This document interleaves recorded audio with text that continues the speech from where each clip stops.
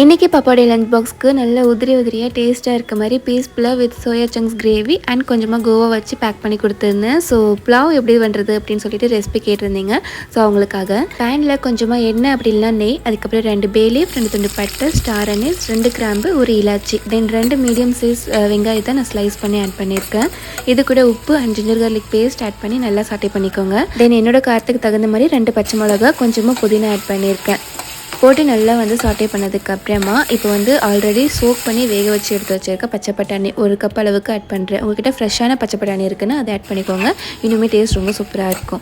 So இப்போ நான் 2 cup அளவுக்கு ரைஸ் எடுத்திருக்கேன். அதுக்கு 3 கப் அளவுக்கு தண்ணி ஆட் பண்ணி ஆல்ரெடி ஊற வச்சுருக்க ரைஸை இதோட ஆட் பண்ணி 7 நிமிஷத்துக்கு ஹை ஃப்ளேம், 7 நிமிஷத்துக்கு லோ ஃப்ளேம் வச்சு நல்லா குக் பண்ணிக்கோங்க. அதுக்கப்புறம் ஸ்டவ் ஆஃப் பண்ணிவிட்டு ஒரு 3 நிமிஷத்துக்கு விட்டிங்கன்னா போதும். நல்ல உதிரி உதிரியாக டேஸ்டியாக புலாவ் ரெடி. ஸோ மறக்காமல் ட்ரை பண்ணி பாருங்கள். அண்ட் வீடியோ பிடிச்சிருந்ததுன்னா ஷராஸ் மல்லிகன் சப்ஸ்கிரைப் பண்ணிக்கோங்க.